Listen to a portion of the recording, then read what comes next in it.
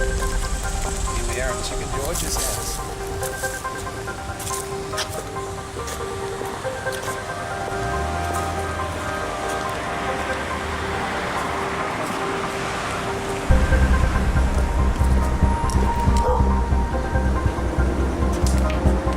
Hey, Chicken George!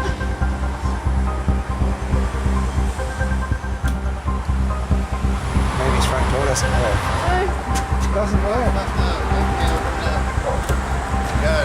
Good to see you, man. How you, Deborah? Hello, lovely to meet you, Mr. George. Yeah, George Zup.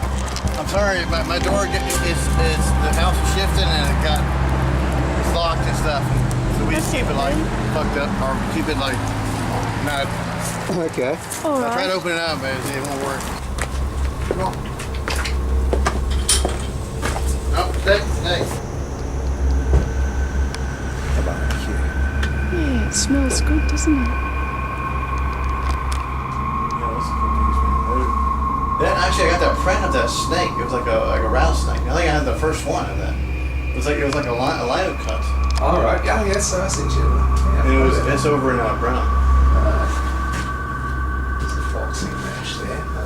That's this other character, Tim. He's another YouTuber. Check this out. And then this is Gang Chubb. And that's Bucket Man. He likes the little folk artist from he died years ago. There's two Strattons, and this is a Ken Lou over here. He like one of my professors when I went to school. For about 2 years I went to grad school. Kind of the same.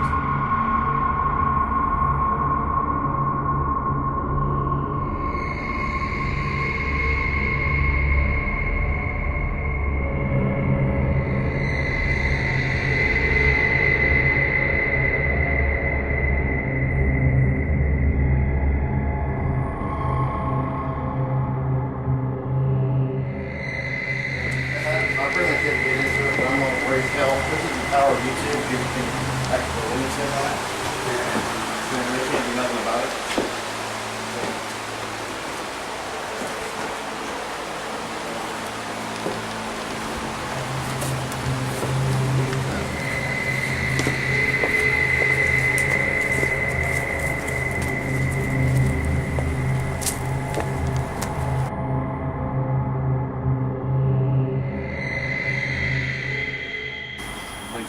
All experience I've had with it.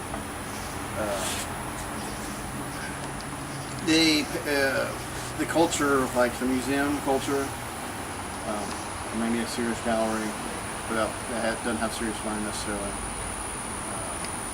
University settings, they are not going to tolerate wasps coming in there and lecturing them about art. They're sick of it. And so it's just this slow osmosis has grown up of these people, and if you go in there, I mean, you're going to get outvoted, and you're going to get demonized. Yeah. When I went through it, I thought for sure that, I just went to UTSA, that this, and I went in there kind of like under the pretext that the PC stuff had already, this is UTSA, University of Texas San Antonio. I thought it was already, I thought for sure I was going to get just hammered like you wouldn't believe. People critique me on those bases and prejudices.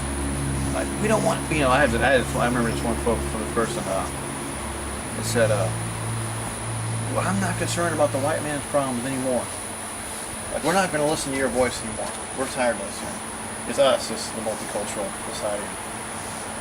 And so I thought that's what the predominant thing was. So like, I didn't think I would last one semester at UTSA.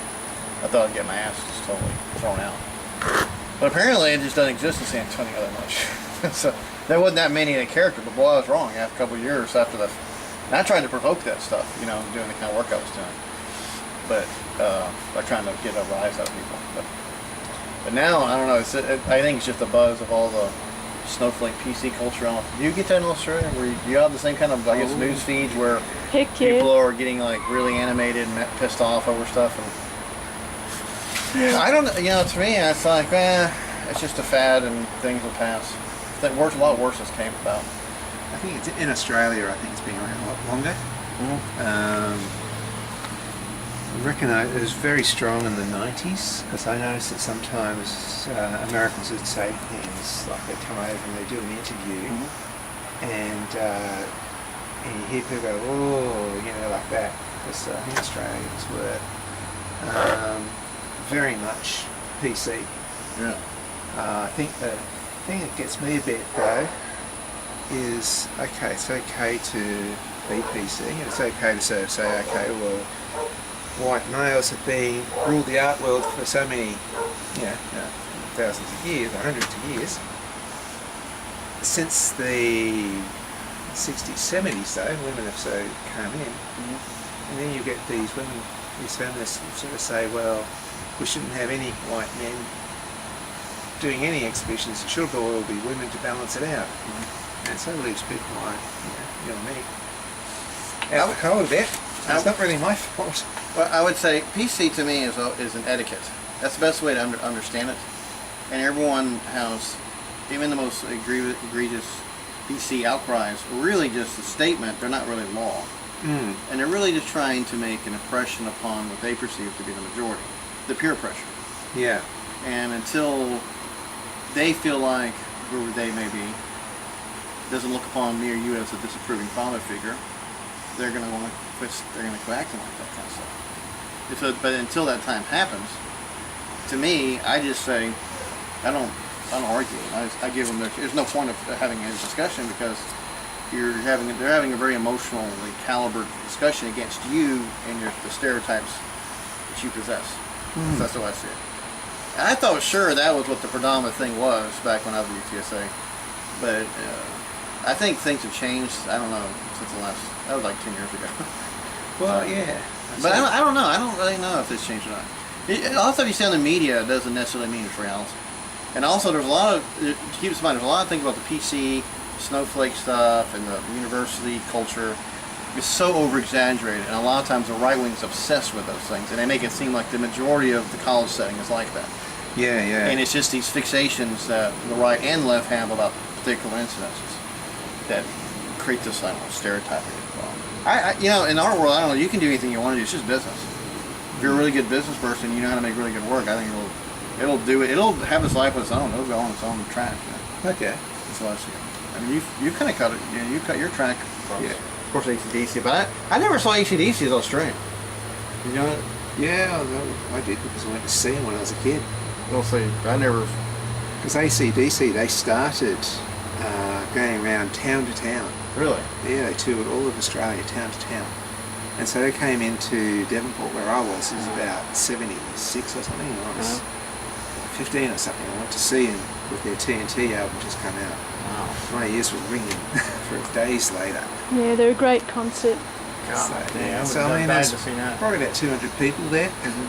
So MC Bond's got really up close and things and that, yeah. You saw Bon Scott up close? Yeah, well, about 3-4 metres away, you know. Oh my God. I wasn't even up front.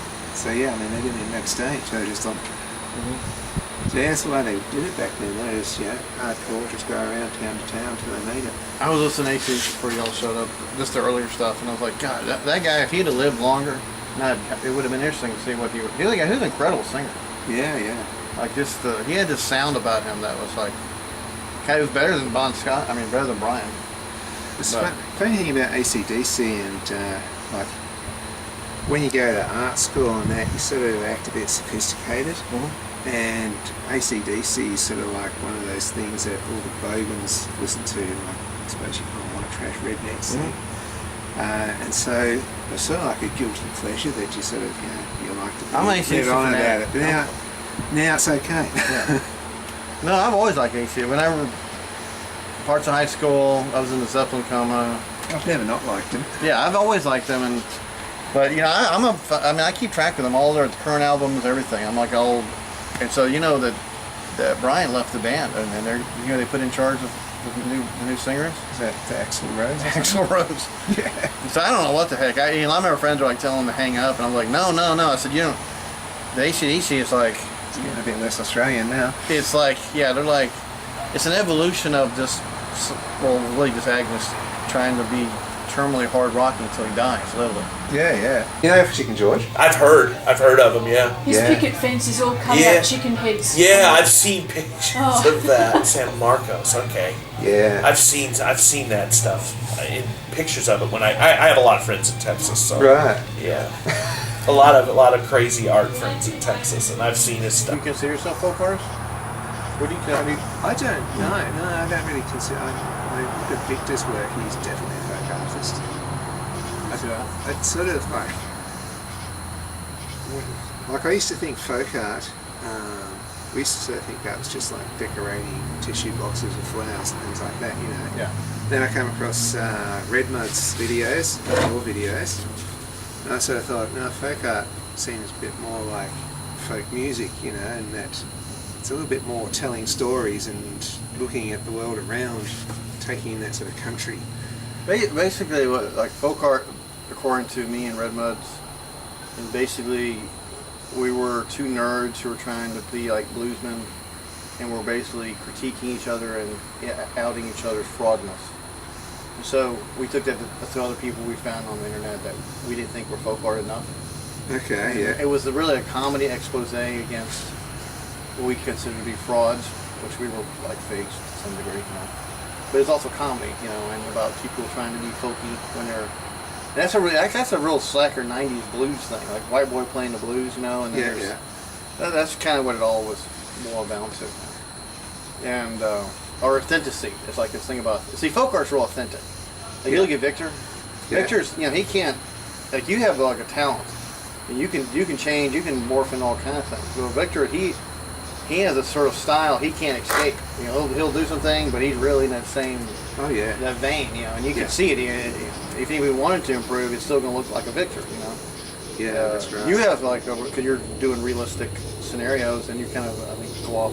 I think you're more of a comic guy or something. I mean, I don't mean that derogatory, but I mean, Yeah. you have a strong pen and ink I do have that background. Illustration kind of background. Yeah. which would be the antithesis of like a folk art person. Yeah. I don't know if that means. Yeah, and also folk art is a derivative. It's like it's a catch-all term, and also kind of goes through the whole outsider crap. So, Because a lot of your stuff, I see it as some really painterly style. yeah, I'm a It's painter. really- A painter's brain. It's almost impressionistic, expressionistic sort of stuff. There's a lot of Australian artists coming up through the 40s, 50s, 60s, and even up into their 80s. A lot of the big famous artists with that sort of style. They, like if you ever seen anything like Arthur Boyd, people like that, they're really just telling stories in the Australian landscape. He's the one that did the cowboy with the mask paintings. He did Yeah. do something. They're kind of minimal, right? Is that the same guy? I think you're probably thinking of Sitting Nolan. He did the Ned Kelly series. Yeah. Just pretty much like a letterbox Yeah, on a horse and yeah. things like that. You know, as I guess you call what modern artists, you're basically making up shit out of your mind, you know, and didn't really have any kind of market relativeness to it. It's just you and your imagination going off on some kind of weird twilighted tailspin. You know, I was telling us I read earlier too. He's been trying to market this Tala Madani painting, and so he's been researching this lady, and she does like that kind of loose, very loose, almost like cartoony kind of painting. And she has tons of them. And I told him, I said, man, you should just, if you're a real good, you know, a really good cartoonist can whip out shit like you wouldn't believe. It's just a matter where you can market it enough, you know. It's if you're a really good cartoonist and not an illustrator, you can just sit there one night with a quill brush and just whip just tons of stuff out. And that's what this lady does, Tella. There's all these videos. So he's been researching this lady's work, and so I've watched a couple of videos, and I just started. I was buzzed earlier, and I just said, "Oh, look, this lady has tons of backstock of work. You don't see her fretting over whether it sells or not. You know, it's not about that. You know, it's just if you're a real expressionist, man, you can sit down on one night and just knock out a ton of basically like bullshit stuff. So whatever. So red stuff is a little bit on the primitive side. You know, it's got Well, Red split. You know, he tried it. He was doing Red Mud stuff, and then he tried to do this other set of these like figurative paintings, but he never. I don't know whatever happened to him. He had like a whole blog based on. He's trying to get like a regular contemporary shows, and I told him, it's a waste of time. It's too much. You're gonna hate it because you have to wait in line, and there's a lot of clickish stuff, and it's not what you think it is. You're better just having your buyers show up at your door and drop money on you versus you trying to go to a gallery or something. Yeah. So, is that, how do you sell your stuff? Occasionally through exhibitions. Depends what stuff you're talking about. I've got rooms full of paintings that don't sell. I'll go to things like art shows and things like that. Usually there's a craft show that I go to once a year, big Tasmanian craft show, and I get rid of some of them that way. I also, for quite a few years, I used to paint on this boat called Spirit of Tasmania, which is set up a canvas and knock out painting in about 3 hours and talk to people while I'm doing it. That was always like wildlife based, stuff like that. And I was actually paid to do that, and so I just hand the paintings over to the people who are paying me to do it. Do you think do you think your YouTube persona has helped in a lot of regards like that in your buyers and the people who know who you are? I think it helps to build up. It builds up this legend of who you are. Yeah, that's true. I can attest to that. I mean, my persona on YouTube, really, it's just an exaggeration of part of my character. Yeah. And I sort of am that character, but it's just sort of playing up one part of it, and that sort of becomes a bit of a legend somehow. And I think that all helps, because people, even if they don't buy my paintings, they sort of perceive me as, this little flowers, he's like, he's this famous guy. Yeah. No, I get to understand that. Yeah, I mean, you must have the same. I mean, Yeah. other artists all over the world just painting your picture. I understand that, and I've always wondered, like, well, here's what I said, like the folk art and outsider crap, it's very cult of personality driven, and a lot of times the collectors are the ones who call the shots. They're the ones who basically discover you and dig you up, and they have this romance with you to some degree. They're the ones who basically expose you to the world. But when you're in like a show, I always say, that's why I didn't want to go. I mean, the folk art's fun stuff, but you might as well be a showman and own your own marketing to some degree, instead of like having someone come there and define who you are. And YouTube's really cool about that, because you could basically, you're inventing videos and you're having all these things. I looked at your videos, and you have a ton of videos up there. You have more than I do. You have like almost 600, I think. Yeah. And you do a lot of the how-to. Yeah, I started doing a lot of how-to ones just because they're popular, but they're just a different market too, and I sort of put them out and think, gee, who ever watches this stuff? But I'm actually surprised when I meet people who do. I think what I like about YouTube is there's no gatekeeper. It's like, that's true. Like when you try and pitch a TV show, you've got to pitch a show and people got to throw lots of money at it, and so it's all stressful. So when you do YouTube, it's just do it. Have you had any like real serious media people come at you and ask you, would you be interested in doing a show like this, or do some kind of like? Every now and again you'll get somebody sort of ask about it, but they're usually somebody else who is then going to go pitch it to somebody else that doesn't, and it falls through. So yeah, I've had quite a few come to a point, but a lot of things that go, sometimes even they go to pilot, and that's it, and so it doesn't get further than that. So yeah, I get those offers from time to time, but most of them are just bullshit, Did you ever see Eric Maxim's video where he tried to get on one of those like wife swap videos? You seen it before? No. It's on video, and it's the most fucked up thing I've ever seen. It's like, so he made it, but it's just him partying his ass off, drunk, being crass and lewd, and so he was trying to find someone, those wife swap TV shows are reality based. And he said someone contacted him and wanted to ask him for an entry, and so he submitted his entry. I said, this is, I told him after it was over, I go, are you sure this is not like a commercial for like an AA or like Alcohol Drug Anonymous or something like this, or addiction problems? I mean, like, my God, it was fucking, it was funny. I find Eric's stuff interesting in that sometimes I like it, sometimes I think it's sort of rubbish. For example, he'll probably do like a Gene Simmons or something like that, which is like sort of a bit like fan art. They'll do another thing about some elephant that gets hung, some historical thing, but of course that had accidentally killed somebody Yeah. back in the 50s or whatever, you know. But I find that stuff really interesting, you know, where he gets sort of history and Yeah. plays with He's it. gotten sucked into the festival of fan art scenario. Yeah, the fan art stuff's Yeah. just a bit I used to crap. kind of like fan art, but I don't know. If I'm gonna do kind of fan art, I'm gonna really hide it. Even if some Well, from I suppose that's the thing. out of it. I'll have to get you. You know what? I know what I want. I want you to sign my wall. Okay. I'll make a video of that. That would actually be really good. And then,